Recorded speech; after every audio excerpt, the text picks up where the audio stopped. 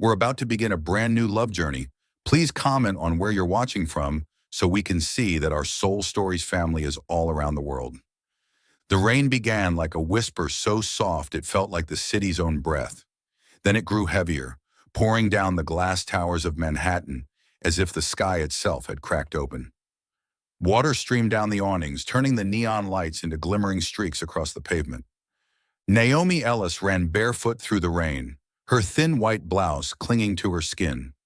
Her breath came in gasps, her heartbeat pounding in her chest. Behind her, footsteps echoed the sound of fear chasing her after all these years. "Naomi!" Julian's voice rang out, low, hoarse, and full of threat. She knew that voice too well. Julian Ward, her fiancé, the picture-perfect CFO who had graced financial magazines, the ambitious man who once promised, "I'll protect you with the whole world." Tonight he was the reason she was running for her life. It had started just hours earlier, at the penthouse suite of the Whitmore Hotel, the venue of their engagement party. The room glowed with golden light, champagne being poured into delicate crystal glasses. Julian slid a folder across the table toward her, smiling coldly.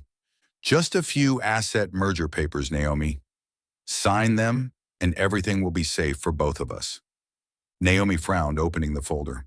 Her eyes froze at the last page, a single italicized clause transferring full executive control to Julian Ward after marriage.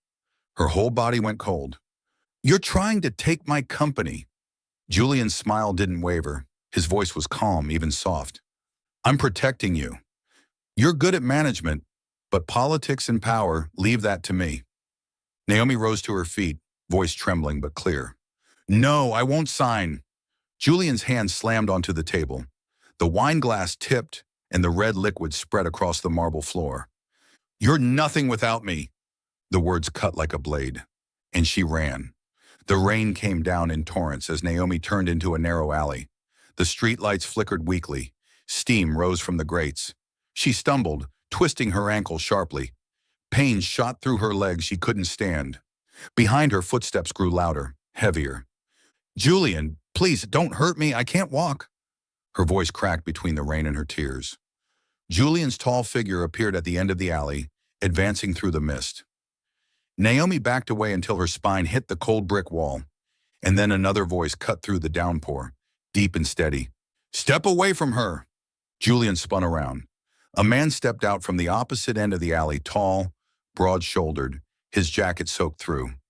He wasn't in a suit, just a worn coat, faded jeans, and mud-stained work boots. In his arms, he carried a little girl, about 6 years old, wrapped in a pale yellow raincoat. "Hey," the man said, his voice low but commanding. "I said, step back." Julian hesitated.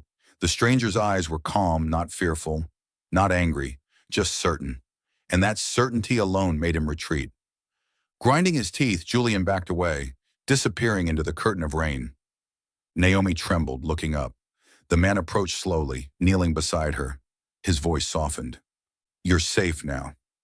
"He's gone." She gasped for breath, still shaking. I can't move." He glanced down at her ankle, swollen, bruised. "It's twisted." "Don't move. I'll carry you." Before she could protest, he slid one arm beneath her knees and the other around her back, lifting her effortlessly. Despite the rain, his hold was warm and steady. The little girl looked up at him. "Daddy, is she hurt?" "Yeah, but she'll be okay. Walk beside me, sweetheart." Naomi studied his face under the streetlight ordinary, rugged but kind. His eyes were clear, deep, and full of quiet strength. "Who are you?" she whispered. "Caleb Brooks," he said simply. "Washing machine repairman. And you don't need to say anything, not until your ankle's better." Naomi tried to smile as tears mixed with the rain on her cheeks. His apartment was in an old 3-story building in Brooklyn, the hallway dimly lit with yellow bulbs. He pushed the door open with his shoulder, still holding her carefully. The small apartment smelled of soap and toasted bread, a humble yet warm scent.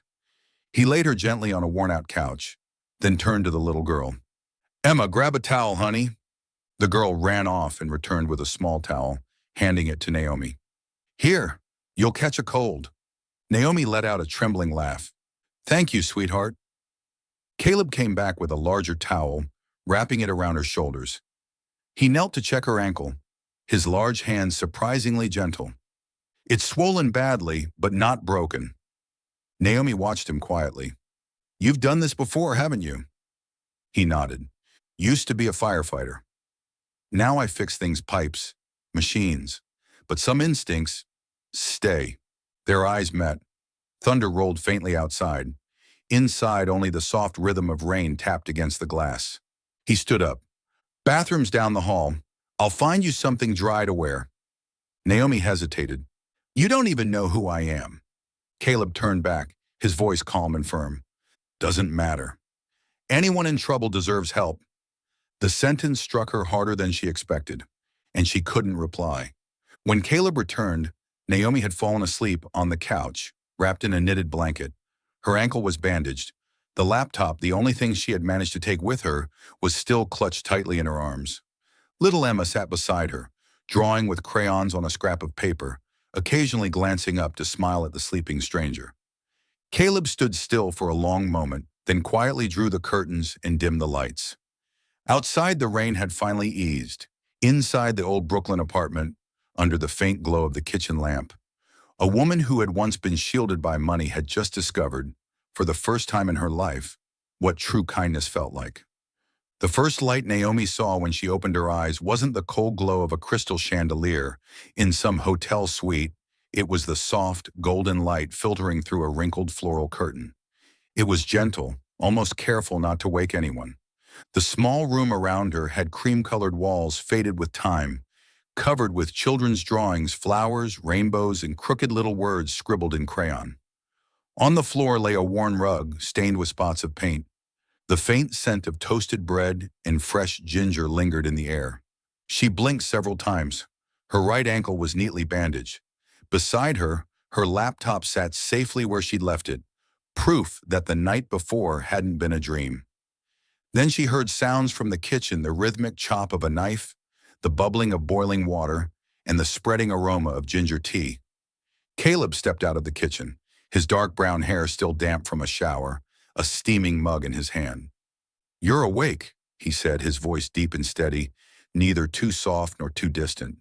Naomi pushed herself up on her elbows, the blanket slipping off her shoulders, her breath still uneven. How long have I been here? Overnight, he said. You had a slight fever, but it's gone now. He set the mug on the table. Drink it. It'll warm you up.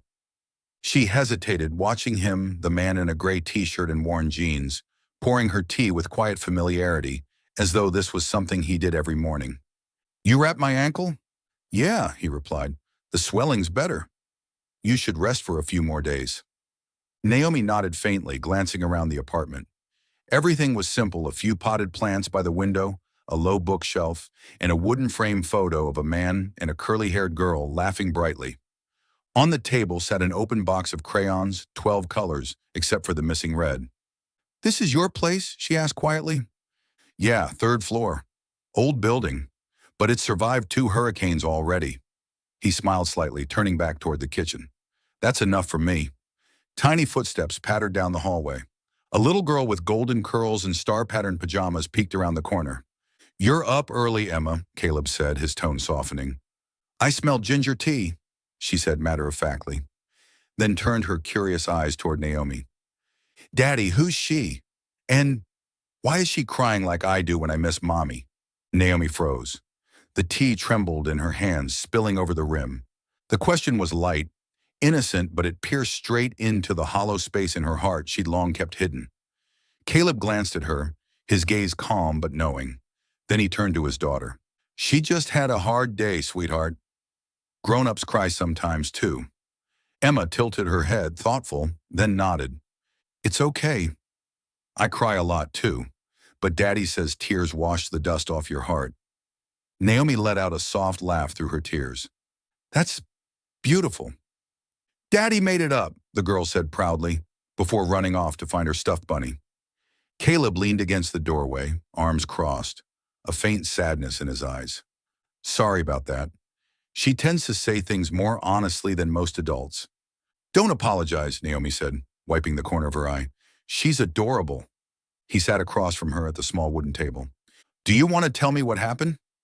Naomi stared out the window. The morning sunlight spilled across the glass, thin and delicate like threads of silk. It's nothing. I just trusted the wrong person. Caleb didn't press. He simply nodded and poured her more tea. People aren't wrong for trusting someone, he said quietly. They just trust them at the wrong time. Naomi looked at him, this quiet man who didn't pity, didn't pry, who simply stayed, and she realized how long it had been since she'd felt safe in someone's presence. The morning drifted by in gentle stillness. Emma sat on the floor with her crayons, working on a new drawing. "What's your favorite color?" she asked suddenly. Naomi thought for a moment. "Blue. Sky blue or ocean blue? The blue of things that still have hope." Emma nodded seriously and kept coloring. Caleb stepped out onto the balcony to hang up clothes. Naomi watched him quietly, her ankle resting on a small cushion. Sunlight streamed through the doorway, brushing his hair, filling the whole room with light. She thought she had owned a luxury penthouse, a private car, an elite membership to every place that mattered. Yet never once, not even in those glass rooms high above the city, had she felt like she truly belonged anywhere. But here, among crooked crayon rainbows and imperfect walls, she felt peace. By noon, Caleb brought over a bowl of steaming chicken soup and slices of toasted bread. "Eat something, then take your medicine." Naomi blinked, surprised. "You made this for me?" "You haven't eaten since last night," he shrugged. "I'm not much of a cook, but Emma says anyone who cooks for someone else is a good person." Naomi looked at him, her voice soft. "Thank you." He smiled a rare, genuine smile. "Save your thanks for when you can walk again. For now, just eat." By late afternoon, the sky turned gray again, and light rain began to fall. Naomi sat by the window listening to the soft patter. Across the room, Emma finished coloring her rainbow, while Caleb repaired an electrical outlet beneath the shelf, calm, focused, every movement precise. There were no contracts, no notifications, no voices demanding her attention. Only the sound of rain, the scratch of crayons on paper, and the faint warmth of ginger lingering in the air. Naomi wondered quietly, do we sometimes have to fall in the rain just to find where we truly belong? She rested her hand over her bandaged ankle, feeling the faint warmth of it. Then she looked toward the man crouched under the soft yellow light, the man who had carried her out of the storm without asking for anything. She didn't know who he really was or why he'd helped her. But in that small apartment on the third floor, for the first time in years, Naomi Ellis no longer felt afraid. The next morning, sunlight slipped through the thin curtains like strands of silk. Naomi woke to the scent of coffee mingling with toasted bread, each breath carrying a hint of warmth. The little apartment on the third floor looked the same as before, modest, imperfect, yet today it felt different, softer, more like home. She sat up carefully, her ankle still wrapped neatly. Through the half-open doorway, she could see Caleb in the kitchen. He stood by a small stove, flipping pancakes with one hand while holding a needle and thread in the other, mending the torn collar of her shirt, the very one she had worn the night she ran. Morning light fell across his shoulders. Every movement he made was quiet and steady, as though he'd been born to do simple, tender things like this. Emma sat on a chair, legs swinging, humming a little tune. Sometimes she looked up and grinned at her father. Caleb smiled back, no words, just peace shining in his eyes. Naomi stood there silently, watching the small scene unfold, a picture, not perfect, but alive. When Caleb noticed she was awake, he nodded slightly. "You slept okay?" "Yeah, I think so. The weather's nicer today." He placed a cup of coffee on the table and sat across from her, resuming his sewing. The needle glinted under the light. His stitches weren't even, but they were careful and strong. Naomi watched for a while before blurting out, "You don't have to do that." Caleb looked up, a quiet smile flickering in his dark brown eyes. "I know, but some things are worth fixing." The words were simple, but they rippled through her. Not because they sounded profound, but because of how he said them. Calm, honest, without a trace of pretense, like a man who had spent his life mending what others had given up on. Naomi lowered her gaze, her lips trembling slightly. Her throat tightened with something unfamiliar being cared for without having to earn it. She had once had everything: assistants, drivers, a housekeeper, hundreds of people who followed her orders. But no one had ever sewn a shirt for her. No one had ever done anything for her without expecting something in return. Tears spilled before she could stop them. She turned away quickly, but Caleb noticed. "Did I hurt you?" he asked softly, still sewing. Not startled, not alarmed. Naomi shook her head, her voice breaking. "No, I'm just not used to someone being kind without a reason." Caleb set the needle down and looked at her for a long time. "You've been strong for too long." She smiled faintly, a fragile, beautiful smile. "Maybe. I forgot what it feels like to let someone take care of me." He didn't answer. He simply pulled a tissue from the counter and placed it in front of her. No comforting words, no pity, just a quiet, human gesture. Emma came bounding over, clutching a sheet of paper covered in crayon colors, her eyes bright with excitement. "Miss Naomi." I finished my drawing. Naomi bent down to look. On the page were three figures, a tall man in a brown jacket, a little blonde girl in pink shoes, and beside them, an empty outline of a woman, drawn faintly in gray, waiting to be colored in. "Who's this?" Naomi asked softly. Emma pointed carefully at each figure. "That's Daddy. That's me. And the empty one. That's for someone who belongs. I think it's you." Naomi's eyes widened. She couldn't find words. The little girl had said it so naturally, like it was the most obvious thing in the world. Caleb froze for a second, watching his daughter's surprise flickering across his gentle features. Naomi pressed her lips together as more tears filled her eyes, but this time, they weren't from pain or fear. They came from being seen, truly seen. She brushed Emma's curls tenderly, her voice trembling. "Thank you, Emma. I've never really had a place to belong." The girl grinned and leaned into her. "You do now." After breakfast, Caleb got ready to leave for a repair job. Before heading out, he said simply, "Rest. Don't worry about money or favors." Naomi looked up, half teasing, half curious. "Are you always this kind?" He shrugged, smiling faintly. "Not kind. I just know what it feels like to be left behind, so I try not to let others feel it too." The door closed behind him. Naomi sat on the couch for a long time, staring at the crayon drawing Emma had given her. The colors overlapped, sky blue blending into yellow, but in the middle, the empty space meant for "the one who belongs" was outlined in soft violet, tender and full of hope. She touched the paper lightly, feeling as if she were touching a part of her own heart, the part she'd lost when she let others decide her worth. By late afternoon, sunlight poured through the window, casting plant-shaped shadows on the wall. Naomi tried to type a few notes on her phone but stopped. Thoughts of contracts, meetings, and shareholders suddenly felt like they belonged to another lifetime.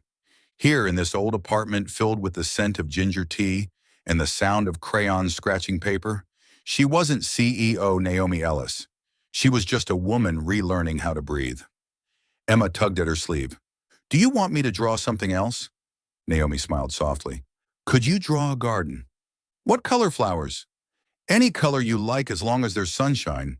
Emma squealed in delight, sitting cross-legged on the floor, coloring again. Naomi watched her, a strange warmth blooming inside, part joy, part something she'd never felt before. When Caleb returned, his hands were smudged with grease, his tool bag slung over one shoulder. He found Naomi sitting by the window, holding the drawing, her eyes still glistening. "You okay?" he asked gently. Naomi turned, smiling faintly. Her voice was quiet, light as air. "Yeah, I think I got a little repaired today." He frowned slightly, not understanding.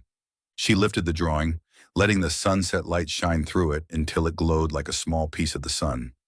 "You were right," she said softly. "Some things really are worth fixing, people, for example." Caleb looked at her for a long moment, saying nothing.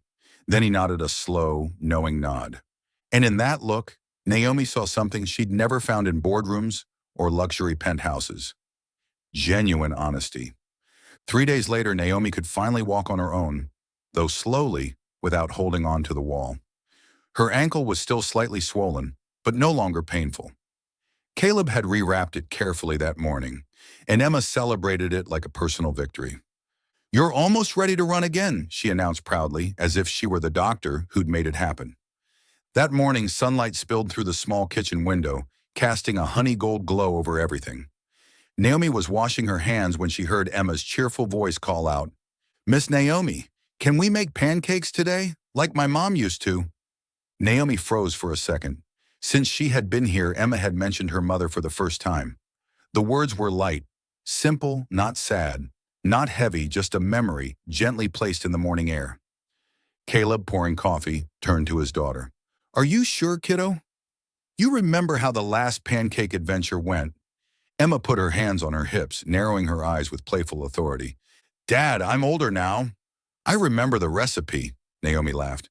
"Then I'd be honored to join the team." "Deal," Emma grinned, pulling a tiny apron from behind the kitchen door. "But you have to promise you'll flip the pancakes perfectly." Naomi hesitated.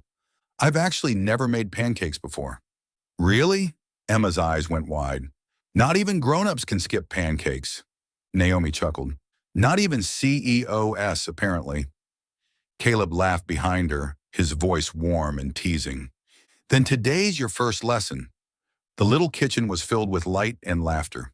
Emma stood on a wooden stool to reach the counter. Naomi poured flour, and Caleb measured the milk. "Forget recipes," Caleb said. "Just listen to the batter." "The batter?" Naomi frowned. "Yeah, when you get it right, it sounds soft, like someone breathing." Naomi burst out laughing. "You sound way too philosophical for breakfast." Caleb shrugged. "I do everything by instinct, fixing washing machines or flipping pancakes." A bit of flour flew up and landed on Naomi's cheek. Emma laughed so hard she almost fell off the stool. "You look like a snowcat." Naomi grabbed a napkin and wiped it off, smiling. "And you, young lady, have flour on your nose." "Then it's fair," Emma declared, clapping her hands. The pan began to sizzle. Naomi carefully poured the first round of batter, her hand trembling slightly. The pancake burned before it even began to bubble. "Oops," she muttered. Caleb tilted his head, the corner of his mouth lifting. "That one's yours." "You're not sharing?" she teased. "Nope," he said, deadpan. "I prefer edible food." Emma burst into another fit of giggles, the sound bright and pure, echoing through the room. Naomi couldn't help but laugh with her, a real laugh, not the polite one she'd perfected in boardrooms. She couldn't even remember the last time she'd laughed like this. Maybe years ago, before her company, before the endless meetings that slowly drained her soul. Caleb glanced at her briefly, something soft flickering in his gaze warmth. Maybe admiration, but he said nothing, just turned back to the stove. The second batch turned out better. Soon, a small stack of golden pancakes sat on the plate, glistening under a drizzle of honey. Emma added more syrup carefully. "Mom always used butter," she said seriously. "Dad forgets every time." "So who's remembering today?" Naomi asked. "Me," Emma chirped proudly. The three of them sat around the small wooden table. Sunlight streamed in, catching in Emma's curls, turning them the color of honey. Naomi watched the quiet man pouring coffee, the little girl chatting about school, and something inside her chest loosened. The fear, the loneliness, the walls she had built for years, all of it began to melt. "Miss Naomi," Emma said between bites, "I told my teacher about you." Naomi raised an eyebrow. "Oh, what did you tell her?" "That you might be my new mom." The fork stopped midair. A drop of syrup fell onto the table, spreading into a golden circle. Silence filled the room. Caleb looked up, his gaze meeting Naomi's, and for a moment, time seemed to pause. Emma went on innocently. "My teacher asked how I knew. I said because you're here, and you smile at Daddy, and you made pancakes even though you didn't know how." Naomi swallowed hard. Her heart raced not from embarrassment, but from the fragile fear of breaking something beautiful. Caleb looked at his daughter, his tone gentle. "Sweetheart, sometimes the things we wish for need time to come true." Emma nodded as if she understood, then went back to eating. Naomi sat still, her hands folded together. Warmth spread through her chest, mixed with something she couldn't quite name. Caleb didn't look away. His eyes were calm, kind as if to say, "It's okay." He reached for the syrup and poured a little more onto her plate. "You know," he said lightly, "sometimes the burnt ones taste sweeter." Naomi laughed softly, her smile trembling but real. The morning passed in a haze of warmth. After breakfast, Caleb cleaned up, while Emma gathered her crayons and papers. Naomi stood by the window, watching sunlight flood the narrow street below. The sky was a clear, brilliant blue. The breeze carried the faint scent of pancakes and coffee. She touched her neck, the place where bruises had once lingered, where someone's grip had once left its mark. And she realized something simple, almost startling for the first time in a long while. She could breathe freely. As Caleb passed by, he paused. "You okay?" Naomi turned to him, her smile soft and sincere. "I am. And thank you for letting me stay." His voice was steady, warm. "No one needs to thank anyone for being where they're meant to be." She looked at him for a long moment. Light caught in his brown hair, turning it to amber. And Naomi understood some beginnings don't need declarations or promises. Sometimes they just need one morning, one burnt pancake, and a look honest enough to hold on to. By afternoon, Emma danced around the living room, singing at the top of her lungs. "Burnt pancakes mean good luck." Naomi laughed out loud. Caleb shook his head, but a faint smile tugged at his lips. When Emma disappeared into her room, Naomi said softly, "She's wonderful." Caleb's eyes followed the little girl's shadow in the doorway. His expression softened. "She's the only thing in my life I've never had to fix." Naomi looked at him, and for a reason she couldn't explain, her heart tightened gently, like something fragile had just started to bloom. Brooklyn grew dark earlier than usual that night. The sky hung heavy and grayish purple, wind whispering through the old window frame with a tired sigh. Caleb had just tucked Emma into bed. Naomi sat on the worn sofa, her laptop balanced on her knees, ankle still bandaged. On the screen were spreadsheets, reports, contracts, all the things that had once defined her life. But now looking at them, she felt nothing but emptiness. Caleb set a cup of ginger tea on the table in front of her. "Working again?" Naomi smiled faintly. "Just reviewing a few things. I'm not used to doing nothing." He leaned against the wall, arms folded. "Sometimes doing nothing," he said quietly, "is the only way to heal." She looked up at him. The warm light from the lamp brushed over his face, calm, steady, free of judgment. A part of her wanted to believe him, but another part, the one shaped by years of boardrooms and deadlines, didn't yet know how to let go. The wind suddenly shifted, rattling the wooden door. Naomi flinched, glancing up. Then knock, knock, knock. 3 sharp, deliberate taps. Caleb frowned. "You expecting someone?" Naomi shook her head, her chest tightening with unease. He stepped forward and peered through the peephole. In the dim hallway, light stood 2 men in suits, a woman holding a recorder and another with a small camera. Caleb's hand tightened on the doorknob. "Press," he murmured. Naomi went pale. "No, it can't be." A voice came from the other side, clear through the wooden door. "Ms. Ellis, we're from Business Sphere. We'd like to ask you a few questions. Do you have any comments on WardTech's latest statement?" Caleb looked back at her, his voice low and steady. "You don't have to open it." Naomi froze. Every sound in the apartment seemed suddenly magnified, the ticking clock, her heartbeat, the wind outside. She opened her laptop with trembling hands. On the screen, the headlines blazed. CEO Naomi Ellis missing amid internal scandal. Sources say Ellis showing signs of emotional instability, unfit to lead. Her photo was everywhere, that once proud face, those confident eyes now plastered beside words like unstable, unfit, fragile. Her chest tightened. Julian. Only he could have done this. Only he would. Caleb grabbed his jacket and stepped toward the door. "I'll make them leave." "No," Naomi whispered urgently. "If they know I'm here, they'll never stop." He turned, meeting her gaze, unwavering, fearless. "You don't have to hide anymore, Naomi." Her voice broke. "You don't understand. Once the media smells blood, they tear everything apart. I used to live in that world. I know what they do."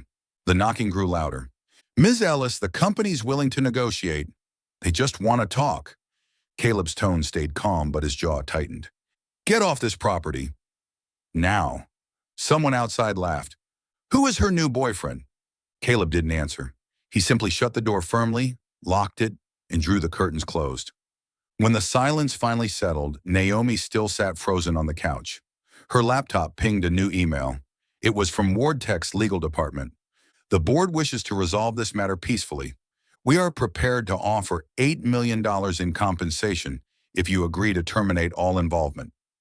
The words blurred as she stared at them. Her fingers trembled on the keyboard. Caleb sat across from her, silent, waiting. At last, she exhaled slowly. Her voice was barely a whisper. They're offering everything: money, reputation, a chance to return. But I realized I finally have something I never had before: peace. Caleb looked at her, his eyes soft and steady as a still lake. Then keep that. Such a simple line, yet it cut through the fog of her old world like a single beam of light. Naomi studied him, the man with calloused hands, the man who fixed broken machines, and somehow, without trying, mended people too. He had no use for power, for politics, for deceit, and somehow that truth felt revolutionary. Outside, the sound of footsteps faded down the hall, then disappeared entirely. The apartment fell quiet again. From the bedroom, Emma stirred and mumbled, "Daddy?" Caleb went to close her door gently, then returned, his voice low. "You'll be okay. This will pass." Naomi smiled weakly. "You make it sound so easy." "It's not easy," he said, "just true." He sat beside her, not too close, not too far.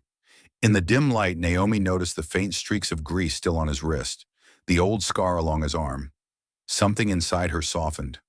"Caleb," she said quietly, "do you ever regret choosing this life? Ordinary, quiet, without ambition or competition." He gave a small, knowing smile. "Maybe it looks small to others. But to me, ordinary is a luxury. I lost everything once, and that's when I learned peace is the only thing worth keeping." Naomi said nothing. She ran her fingers along the rim of her cup. The warmth seeped into her skin, into her chest, until her eyes began to sting. But for the first time, her tears weren't born of fear. A few minutes later, Caleb stood. "I'll sleep on the couch. You should rest." Her voice softened, a thank you that barely escaped her lips. "Thank you for not asking what I'll do next." He paused at the doorway, turning with a small smile. "Because I already know you'll choose right." The door clicked shut behind him. Naomi sat alone in the quiet room, listening to the faint patter of rain returning outside. Her laptop still glowed, the email from WardTech open on the screen. She stared at it for a moment. Then slowly, she began to type and stopped. After a pause, she pressed the delete key. The message vanished quietly, cleanly, like a breath released. Naomi leaned back in the chair, eyes closing as the sound of rain softened into silence. For the first time, she understood what Caleb meant. Peace isn't something you buy. It's something you find only after you stop running. That morning, a thin veil of fog hung over New York. The skyscrapers looked distant, softened by the haze. Naomi stood by the window of the third-floor apartment, watching the first rays of sunlight glimmer over the rain-slick streets below.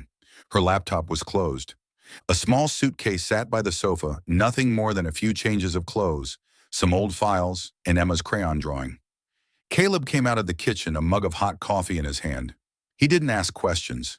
His eyes went from the suitcase to her steady, quiet understanding. Naomi spoke first, her voice calm but resolute. "You once said peace is a choice. I think I want to choose it." Caleb nodded. "I figured you would. Will you take me there? Are you sure? It's not the city. It's just a small farm, brown soil, open fields, and my mother. She tends to ask more questions than most people can handle." Naomi smiled softly. "I used to live surrounded by people who lied for a living. I think I can handle someone who asks because she actually cares." Caleb chuckled. "Then let's go." The old pickup truck rumbled to life, its engine growling low. Emma squealed with delight from the back seat, hugging her stuffed rabbit and a little box of crayons. Naomi sat beside her, gently pulling a blanket over the sleeping child's shoulders. The city slowly faded behind them, the gleaming towers, traffic lights, and flashing billboards melting into the gray horizon. As they merged onto the highway, dawn broke fully. Golden light spilled across the windshield, painting soft streaks over their faces. Naomi gazed outside. Storefronts and high-rises gave way to trees, then to expansive meadows. Emma soon dozed off on Naomi's shoulder, her small breath steady and warm. That simple closeness, that weight of trust, made Naomi's chest ache in the gentlest way. Caleb drove with one hand on the wheel, the other wrapped around a paper cup of coffee. Morning light touched his profile, steady, grounded, the calm of someone who had nothing left to prove. Naomi turned slightly toward him. "Are you sure your mom won't mind you bringing a stranger home?" He smiled faintly.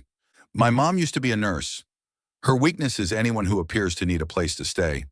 She'll probably start cooking before I finish introducing you." Naomi laughed quietly, then leaned her head against the cool window. The sunlight rippled over open fields like threads of gold. "The last time I left New York," she murmured, "I was running away from something. This time, I think I'm searching for something." Caleb glanced at her, thoughtful. "Maybe it's both. But the difference is this time, you're not running alone." She met his eyes in the rearview mirror, calm, deep, certain, and for the first time in years, she believed that might be true. By noon, they turned onto a narrow dirt road leading through the countryside. The world seemed to open wider with every mile, white fences lining the roadside, endless green fields stretching toward the horizon. When they stopped, Naomi's breath caught. The farmhouse stood in the middle of a valley, its white paint slightly weathered, its roof tiled in a warm, brown hue. Lavender vines spilled down from the porch railings, and beyond them, fields of golden corn swayed gently in the breeze. Emma sat up, eyes wide. "Daddy, it smells like cookies here." Caleb laughed. "That means my mom's baking bread again." The front door creaked open. A petite, silver-haired woman stepped out onto the porch, wearing a floral apron. Her blue eyes glimmered like a clear sky after rain. "Caleb Brooks," she said, half scolding, half tender. "3 weeks without calling, and now you show up with company?" Caleb rubbed the back of his neck, slightly embarrassed. "Mom, this is Naomi." She needed a place to rest. Margaret looked at Naomi for a long moment. Her gaze was quiet but kind. She didn't ask anything, not who Naomi was, not why she was there. She simply nodded and said, "You look like you need a place to stay." "Welcome home." The words hit deeper than Naomi expected. Welcome home. 2 simple words, softer than a whisper, yet they landed in her chest like warmth spreading through cold air. She had heard hundreds of greetings before, in elegant halls and champagne parties. None of them had ever made her want to cry. "Thank you," she managed to say, her voice trembling. "I don't know what to say." Margaret smiled gently. "You don't have to say anything, dear. Just finish your share of the bread." That afternoon, they sat around a wooden kitchen table bathed in sunlight. The air smelled of toasted butter and garlic. Emma talked nonstop about pancakes and how Naomi had learned to cook for the very first time. Margaret listened with an amused smile, nodding as if every detail were precious. Naomi watched them, the small glowing kitchen, the light dancing on the table, and felt a strange, quiet fullness inside. There were no crystal glasses here, no designer chandeliers. Yet somehow every breath carried a rhythm of peace. When Emma ran out to play in the garden, Margaret poured more tea and turned to Naomi. Her voice was soft as dusk. "You look tired, sweetheart. Around here you don't have to prove anything. Just rest." Naomi swallowed hard, her eyes glistening. "Thank you. In the city, I forgot what that felt like." "What feeling?" "Being welcome." Margaret reached across the table and patted her hand. "Then make this your home, dear. Everyone who walks through that door becomes family." By evening, sunlight spilled long and golden over the fence line. Caleb helped his mother in the yard while Emma chased a white cat through the grass. Naomi stood on the porch, inhaling the scent of earth, lavender, and warm bread, all mingled with sunlight. She looked out at them, father and daughter moving against the backdrop of open sky, and whispered to herself, "Maybe this is home. Not the Manhattan penthouse, not the company, the contracts, or the applause, but a place where someone opens the door, looks her in the eye, and says, 'Welcome home.'" Soul Stories fam, if you're watching on another channel, come home to us at Soul Stories, where tens of thousands of listeners and sharers come together. The night at the farmhouse was so still that Naomi could hear the crickets outside. The wind carried the scent of fresh grass and a faint trace of baked bread from the kitchen. Moonlight poured over the white fences, soft and milky, as if the whole world had decided to breathe more slowly. Caleb sat on the porch, sleeves rolled up, the small flame of a lantern flickering across the long pale scar running down his forearm. Naomi stepped out, holding 2 mugs of hot cocoa. "Thanks," he said quietly, taking one. "The night's beautiful," she murmured, sitting down beside him. "Yeah, out here when the city finally sleeps, you can actually smell the earth." Not exhaust fumes. They fell silent. Only the wind moved, whispering through the leaves. Somewhere in the distance, an owl called. The stillness between them felt sacred, untouched. Naomi's eyes drifted toward the faint silver line on his arm, a scar, jagged and old, like a piece of history that refused to fade. "Caleb," she asked softly, "why did you stop being a firefighter?" He didn't answer at first. The silence stretched long enough that she almost regretted asking. Then he exhaled slowly, gaze lost somewhere beyond the fields. "Some things, you don't really quit," he said quietly. "You just end up carrying them with you." He leaned back against the porch post, voice dropping low. 3 years ago, there was a small fire in East Oakland. They called it small, but in firefighting, there's no such thing. A wooden, single-story house. Flames started in the kitchen. By the time we got there, the first floor was gone. He paused, his hand tightening around the mug. "I heard a child crying inside. I didn't think I just went in." Naomi held her breath as he went on. "I found her in a closet, wrapped in a blanket, coughing. Maybe 4 years old. I carried her out. Then someone shouted, 'Her mother's still in there.' And I went back." The wind brushed past them, and Naomi could almost see the memory flickering in his eyes. Smoke. Sirens, a burning roof collapsing above him. The smoke was too thick. "I remember the sound of the beams cracking overhead. I turned back, but by then, all I could see was fire." He stopped speaking. His eyes were fixed on the darkness ahead, where the fields ended and the horizon disappeared. "I saved the girl," he said finally, "but her mother didn't make it." Naomi said nothing. The ache in her chest was sharp, wordless. "They called me a hero," he continued, a hollow smile flickering across his face. "It was all over the news. But all I felt was guilt. The kid kept crying, asking where her mom was, and I didn't know what to tell her." He looked down at his hands, rough, steady, trembling just slightly. "After that, I never went back into another fire. Guess I thought maybe I didn't have the courage anymore." Naomi set her mug down, her hands trembling faintly. She looked at him, really looked, and for the first time saw the quiet grief that had been living in his eyes all along. A grief not loud, not visible, but constant. "You didn't run away," she said softly. "You just learned to save people, in a different way." Caleb turned, surprised. She held his gaze.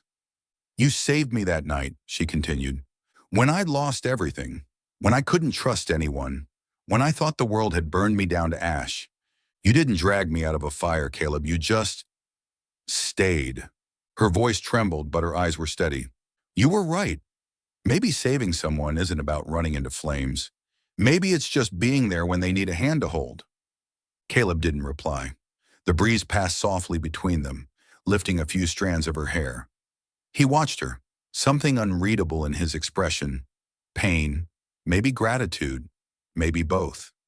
Then he let out a quiet, broken laugh. "I used to think saving people meant running into the blaze. Now I think it just means not letting them face it alone." Naomi reached out, her fingers brushing the scar on his arm. His skin was warm, textured with the memory of battles he never boasted about. "Then you saved me too," she whispered. He froze, eyes meeting hers. In the moonlight, her face glowed pale and tender, stripped of the defenses she'd built for years. Neither spoke after that. The wind moved softly around them, the night breathing between their silences. After a while, Naomi's voice broke the stillness, barely more than a whisper. "Did you ever see that little girl again?" Caleb nodded slowly. "Last year, her aunt adopted her. I went to her preschool graduation. She didn't remember me, but she was still carrying a half-burned teddy bear." A small smile tugged at his lips, genuine this time. That's when I realized saving someone isn't always about keeping them alive. Sometimes it's just giving them the chance to live. Naomi's tears came quietly without warning. She didn't hide them. For once, crying didn't feel like breaking, it felt like healing. She pressed a hand to her chest where the old ache of fear used to live. "I've spent my whole life fighting not to get hurt," she whispered. "But after meeting you, I think maybe being vulnerable is the only way to really live." Caleb tilted his head, a soft smile in his eyes. "I don't think I taught you that." "You didn't," she said gently. "You showed me." For a long time they sat there in silence. The fields rustled softly. Crickets sang. The moonlight spilled over their joined hands, tracing the curve of his scar, the outline of her fingers. They didn't need words. Something between them had shifted, not a sudden spark, but a quiet recognition. The kind of connection that forms only when two people who've both been burned learn how to trust again. Naomi leaned her head against his shoulder. Caleb didn't move. The night wrapped around them, calm and infinite, and for the first time in a long time, both of them simply let themselves rest. That morning, the wind from the fields carried a faint scent of dew and lavender. Naomi was helping Margaret hang laundry under the soft sunlight when her phone vibrated in her pocket. She glanced down at the screen. Board of Directors emergency meeting. Her pulse tightened. A second notification appeared just below. Julian Ward proposes full acquisition of WardTech shares and permanent CEO transfer. Naomi froze, staring at the glowing letters, as if the world had gone silent around her. Margaret noticed the color drain from her face and asked gently, "What is it, dear?" Naomi's voice faltered. "They're trying to erase me completely." By noon, Caleb returned from the repair shop in town. Naomi was still sitting at the kitchen table. A printed copy of the email lay neatly in front of her. He washed the grease from his hands and walked closer, brow furrowing. "A board summons?" She nodded. "Tomorrow, Manhattan." Caleb skimmed the first few lines, then set the paper down. "They won't stop," he said quietly. "Power never feels enough for those who think it belongs to them." Naomi looked down at her untouched cup of tea. "I know." He sat across from her, his voice calm but firm. "Naomi, you don't owe them anything, not the company, not your reputation, not even an explanation." She lifted her eyes to meet his. They were clear, steady, and unshaken. "I don't owe them, but I owe myself." He stayed silent, listening. "I left because I was afraid," she continued softly. "I let them tell my story for me. And now my silence has become proof that I'm fragile, that I'm unfit, that they were right. I need to go back. Not to take back power, but to close that door myself." Later that afternoon, she began to pack. There wasn't much: her laptop, a neatly pressed navy suit that Margaret had ironed for her, and the bracelet of colored threads Emma had given her. The little girl ran in and hugged her tightly, her small arms wrapping around Naomi's waist. "Do you really have to go?" Naomi nodded and knelt to meet her eyes. "Just for a little while, but I promise I'll come back." Emma held her hand, her expression unusually serious for a 6-year-old. "Daddy says you're the bravest person he's ever met." "I think so too." Naomi smiled through the sting in her eyes. "Then I can't let you down, can I?" Emma nodded hard, then ran off to her room. A minute later, she came back holding a small drawing. It showed 3 figures: a man, a woman, and a little girl standing in a garden of bright flowers. Above them, written in crooked purple letters, were the words, "Our family garden." Naomi's hand trembled as she took it. "You're giving this to me?" "No," Emma said earnestly. "I'm lending it. So you don't forget where home is." Naomi laughed softly, pulling the child into one last hug. When she stepped outside, Caleb was already waiting by the truck. He opened the door for her, his voice low and sure. "You don't have to do this alone." Naomi met his gaze and smiled faintly. "I know, but this time I need to walk in there by myself, not as a CEO, but as someone who's learned how to stand." Caleb nodded. "If things get tough, then I'll remember I have somewhere to come back to," she finished, her smile reaching her eyes. He didn't reply, only rested a hand on the steering wheel, watching as her taxi disappeared down the winding road. On the express train back to Manhattan, Naomi sat by the window, watching streaks of light blur into motion. Fields, towns, and distant hills melted into a ribbon of color. The last time she made this trip, she'd been running soaked in rain, heart pounding, ankle twisted, terror in her chest. This time she was returning not to prove she was right, but to show that her past no longer owned her. When the train finally pulled into Grand Central, the city greeted her with its familiar chaos. The honking of taxis, the rhythm of heels on concrete, the echo of voices bouncing off glass towers. It was the same New York she'd once ruled from the top floor of WardTech, but now it felt distant, like a dream she'd already woken from. She took a deep breath, adjusted her coat, and stepped into the crowd. On her wrist, Emma's thread bracelet glimmered faintly in the city light. That evening, she stood across the street from WardTech Global Solutions. The building rose like a shard of glass piercing the night sky, its mirrored windows reflecting the neon blaze of Times Square. Inside, she knew exactly where Julian Ward would be in the 40th floor boardroom, his favorite perch, staring down at the city as if it were his empire. Naomi's eyes followed the line of glass all the way up. Her reflection stared back at her, older, calmer, stronger. She exhaled, the sound almost like a whisper to herself. "I'm not here to reclaim a throne. I'm here to step out of the cage." Then she walked forward back into the world that once devoured her, ready this time not to fight it, but to end it on her own terms. Morning sunlight blazed over Manhattan. The skyscrapers, wrapped in shimmering glass, reflected a dazzling blue sky. But inside the 40th floor of WardTech headquarters, the air was thick, tense, and heavy like the silence before a storm. The board of directors had gathered. Cold, fluorescent light poured down over the long walnut table. Julian Ward sat at the head, wearing a gray tailored suit and a thin, victorious smile. "Are we all here?" he asked smoothly, voice dripping with confidence. A few nods followed. Nervous glances darted around the table. Then the sound of heels. The boardroom door opened. Naomi Ellis appeared in the doorway, dressed in a navy blue suit. Her stride was uneven, her ankles still bandaged, but her eyes, calm, steady, blazing with quiet conviction. The room fell completely silent.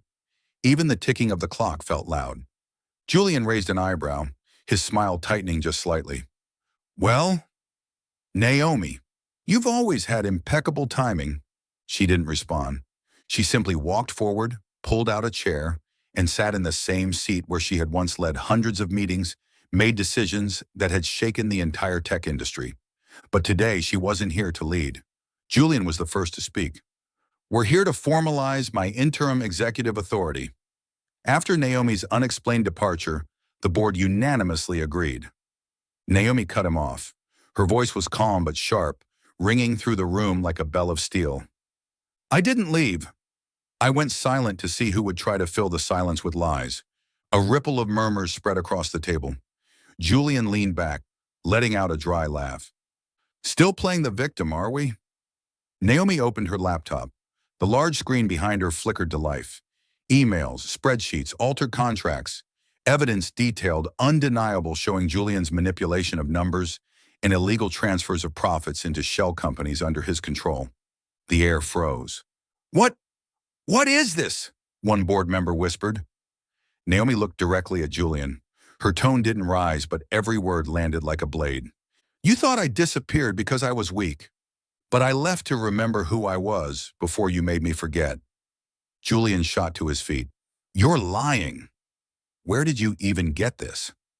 "From your own computer," Naomi replied evenly, her eyes locked on his. "You seem to forget I built WardTech's security infrastructure. Nothing truly disappears from a system I designed." The room went dead silent. A middle-aged CFO pushed his glasses up, scrolling through the files. The signatures match. Timestamps, too. "Julian, is this real?" Julian's face paled. "You're destroying this company," he snapped. Naomi shook her head slowly. "No, Julian. I'm saving it from you." She closed her laptop and stood. Light from the window streamed across her face, half in brightness, half in shadow, like someone who had walked through both and come out whole. From her pocket, she drew a stack of papers and laid them gently on the table. "This is my formal resignation. I'm relinquishing all remaining shares and voting rights." Gasps broke out around the room. "You're resigning?" someone whispered. Naomi's voice stayed soft, steady. I don't need power to be heard. I used to think that if I lost everything, I'd be nothing. But now I know no one can take your dignity unless you let them. Julian's jaw clenched. His voice turned bitter. You're running away again. Naomi turned to him, her gaze calm but cutting. No, I'm walking away. She paused, her voice lowering, deliberate, every syllable weighted. I may not walk the same as before, but today I stand taller than ever. The words echoed through the room. Silence followed, long, heavy, absolute. Naomi closed her laptop and gathered her documents. No one stopped her. Even those who once opposed her now lowered their eyes, their silence a quiet form of respect. Julian's voice broke the stillness, sharp with spite. You'll regret this. There's no one waiting for you out there. Naomi stopped at the door, turned slightly and smiled. You're wrong. Out there is the real world waiting for me. A world where I don't have to pretend to be strong just to survive. Then she walked out, without looking back. The boardroom door clicked shut behind her, the sound final, like the closing of an era. Naomi walked down the long hallway, lined with blue carpet, the same hallway she'd once ruled with confidence and high heels. Now her steps were uneven but grounded, every stride steady, alive. Outside, Manhattan glowed in the fire of sunset. Light poured across the streets, reflected off the glass towers, turning the city into a sea of gold and amber. Naomi stopped at the curb and lifted her face to the sky. The wind brushed her hair gently as if in greeting. She took a deep breath and smiled. For the first time in years, it wasn't the smile of a victor. It was the smile of someone free.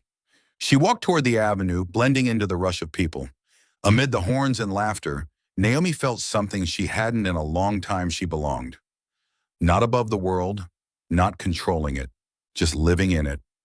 From her bag, the little bracelet Emma had made, woven from colorful threads, jingled softly as she moved. Naomi slipped it back onto her wrist, a tender smile tugging at her lips. Her phone buzzed. A message from Caleb appeared. Did you get what you came for? Naomi looked around the golden light, the bustling city, the people hurrying across the street.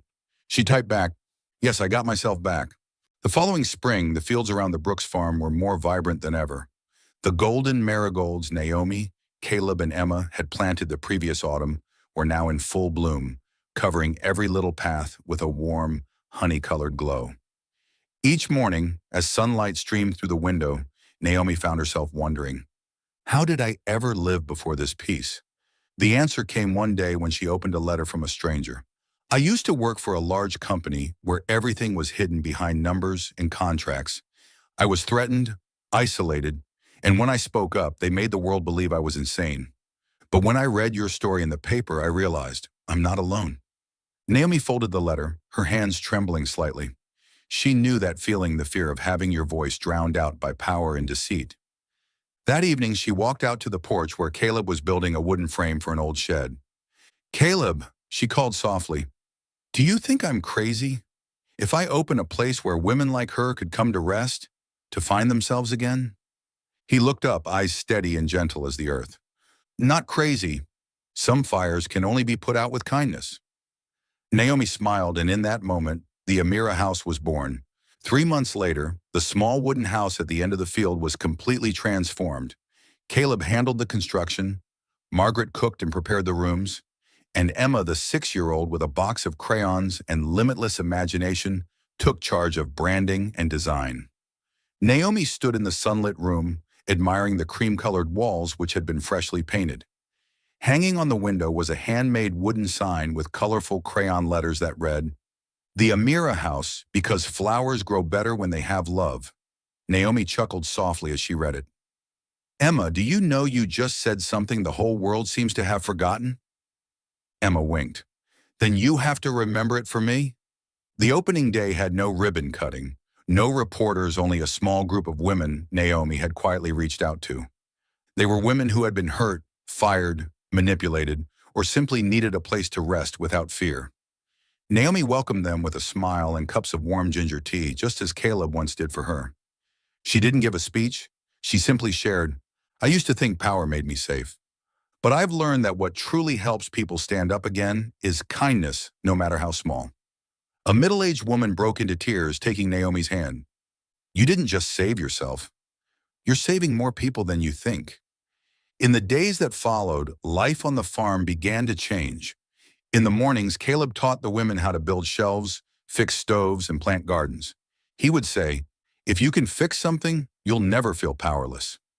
At noon, Margaret prepared simple meals, bread, soup, fruit, and treated everyone like family.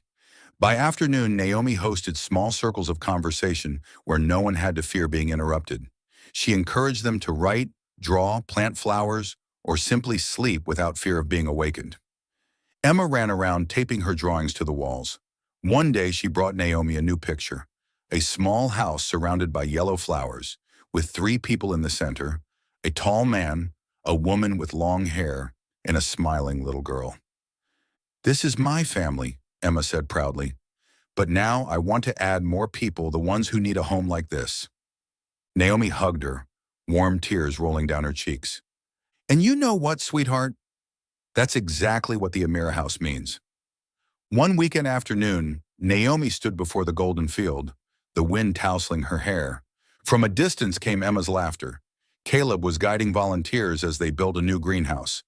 Naomi looked up at the sign, the Amira house, hanging on the wooden gate, her heart swelling with something pure and deep faith. Not faith in power, but in people. That evening, the 3 of them sat on the porch. The crescent moon hung high, its gentle glow reflecting off the new wooden sign. Emma rested her head sleepily on Naomi's shoulder and mumbled, Miss Naomi, do you think the flowers will always bloom here? Naomi stroked her hair and smiled. As long as someone keeps caring for them, they will. Caleb added, his voice low and warm. And as long as there's love, even the broken ones can grow roots again. Naomi turned to look at him. She didn't speak, but her hand reached for his, giving it a gentle squeeze. The night wind carried the scent of marigolds and Emma's soft laughter, a sound that seemed to heal every scar the world had left behind. The next morning, a small article appeared in the local paper. From boardroom to garden, how one woman turned her pain into hope. Naomi read it quietly. She wasn't looking for recognition, only the comfort of knowing that somewhere out there, a woman might read it and think, if she could do it, maybe I can too. That evening, as the sun dipped low, Naomi hung a new sign beneath the main one. The Amira house. For every woman who was told she wasn't enough, you are. She stood there for a long moment, her heart full of gratitude. Behind her, Caleb and Emma walked up. Emma held out a single golden marigold. I think this flower suits you, she said. Naomi smiled, tucked it into her hair, and whispered, maybe, because I finally learned how to bloom. Summer nights passed slowly at the Brooks farm. The moon stretched across the sky like a soft silver ribbon. Crickets sang in the fields. The scent of marigolds drifted through the breeze, and the little wooden farmhouse glowed with a warm golden light like a heart beating quietly in peace. Naomi sat at the wooden table in the living room. A stack of notes for the Amira house spread before her. She was planning the first skills workshop for new arrivals, rebuilding confidence. But the more she wrote, the more her heart overflowed with gratitude. The door creaked softly. Caleb stepped in, sleeves rolled up on his shirt, a faint trace of dirt on his shoulder. In his hand was a small object, a bracelet braided from colorful threads of red, yellow, purple, and blue. He walked over and sat beside her. In the golden lamplight, Naomi could see every uneven knot, handmade, patient, imperfect, but full of care. Caleb cleared his throat and smiled faintly. Emma calls it a commitment bracelet. Naomi tilted her head, smiling. A promise? Yeah, he nodded, eyes lowering to the bracelet. She said, it's not a wedding ring, but it's a way to promise we'll stay. He paused, then added softly, his voice slow and warm as breath. And she said, maybe you could be her unofficial mom first. Naomi froze. For a moment, she couldn't speak. Her throat tightened as 1,000 memories came rushing back, the years spent among cold towers of glass, surrounded by people who praised her but never truly saw her. She looked down at the little bracelet, rough, clumsy, but every thread woven by a child's small hands. No diamonds, no shine, yet it sparkled with the rarest thing of all, unconditional love. Naomi laughed softly through the tears she didn't realize had fallen. Caleb, I... He didn't speak, just gently held out the bracelet to her. Naomi's hands trembled as she slipped it on her wrist. It fit perfectly. For the first time in my life, she whispered, voice trembling but bright, I feel chosen, just for being me. Caleb smiled, no words, just a quiet touch as his hand brushed hers, where the bracelet glimmered under the light. A moment later, Emma came running in, her hair tousled, sketchbook in hand. Miss Naomi, look, I drew more flowers in the garden. Naomi wiped her tears and leaned down to see. On the page were three figures, standing in a garden bathed in sunlight, a tall man, a woman with long hair, and a smiling little girl. At the top of the drawing, Emma had written in uneven letters, Our Forever Garden. Naomi looked at the drawing for a long time, then asked gently, Why forever, Emma? Because gardens keep blooming if people keep loving each other, the girl said simply, wrapping her arms around her. Naomi laughed through her tears, her voice trembling softly like the wind. You're right, sweetheart. Love keeps everything alive. The garden outside was bathed in moonlight that night. Golden marigolds bent gently in the wind, glowing under the silvery mist. The three of them sat on the wooden steps of the porch, Caleb in the middle, Emma leaning against his shoulder, Naomi beside him, their hands loosely intertwined in silence. No grand promises, no rings, no ceremony, just three hearts that had finally found one another after so much loss. Caleb glanced at her, his voice low. Do you ever think this is where you truly belong? Naomi smiled, eyes on the blooming garden. Every day, but more than that, I think this is where I finally belong.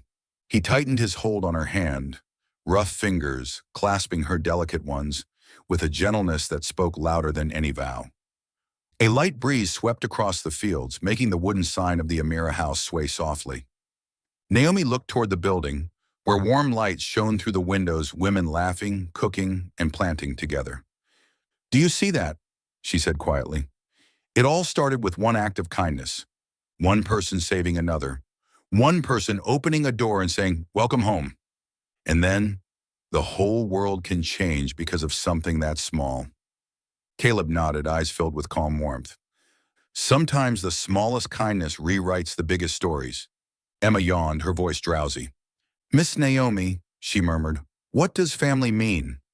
Naomi looked down at her, then spoke softly, slowly. Sometimes family isn't something you're born into. It's something you build one act of kindness at a time. The little girl smiled sleepily, resting her head on Naomi's shoulder. Caleb watched them, the woman once broken, now holding the child, both healing together. He whispered so softly only she could hear, we don't need vows. We already chose each other. Naomi turned to him, her eyes shimmering in the moonlight. Yes, she said, and that's enough.